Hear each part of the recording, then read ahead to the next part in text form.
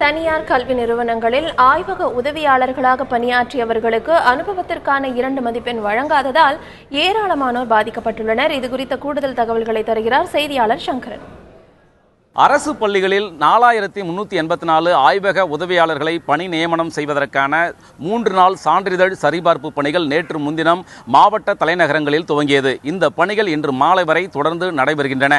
இந்த சான்றிதழ் சரிபார்த்ததற்காக மொத்தம் 17 மதிப்பெண்கள் வழங்கப்பட்டிருக்கிறது. அதாவது அதிகபட்சமாக மாவட்ட வேலைவாய்ப்பு அலுவலகங்களில் இந்த பதிவு மூப்பிற்காக 10 மதிப்பெண், உயர்கல்விக்காக 5 மதிப்பெண் மற்றும் அனுபவத்திற்காக 2 மதிப்பெண் என 17 மதிப்பெண்கள் ஒதுக்கீடு செய்யப்பட்டிருக்கின்றன. ஏற்கனவே போட்டித் தேர்வு 150 மதிப்பெண்களுக்கு நடந்திருக்கிறது. ஒட்டுமொத்தமாக 167 மதிப்பெண்களுக்கு கட் ஆஃப் கணக்கிடப்பட்டு இறுதிப் பட்டியல் தயாரிக்கப்பட இருக்கின்றன.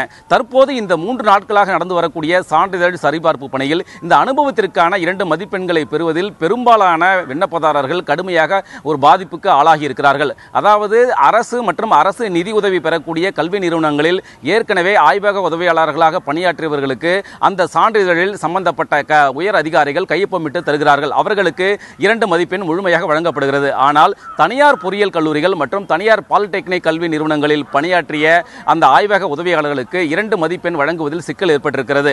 அதாவது அவர்களுக்கு இந்த சென்னையில் இருக்கக்கூடிய தொழில்நுட்ப கல்வி இயக்குனர் அந்த அலுவலகத்தில் இருக்கக்கூடிய உயர் அதிகாரிகள் அந்த சான்றிதழ் கையொப்பமிட வேண்டும். ஆனால் இது தொடர்பாக அவர்களிடம் விசாரித்த போது மாவட்டங்களில் இருக்கக்கூடிய அந்த தனியார் பொறியியல் கல்லூரிகள் மற்றும் பாலிடெக்னிக் கல்வி நிறுவனங்களை பார்வையிடுவதற்கு எங்கள் தரப்பில் ஆட்கள் கிடையாது. எனவே அது அவருடைய உண்மைத்தன்மையை எங்களால் உறுதி செய்ய முடியாது என்பதால் நாங்கள் கையெழுத்திட முடியாது என திட்டவட்டமாக தெரிவித்திருக்கிறார்கள். இதன் காரணமாக அவர்களுக்கு 2 மதிப்பெண் தர முடியாது எனவும் இந்த சான்றிதழ் சரிபார்ப்பில் பங்கேற்றிருக்கக்கூடிய அதிகாரிகளும் தெரிவித்ததாக கூறப்படுகிறது.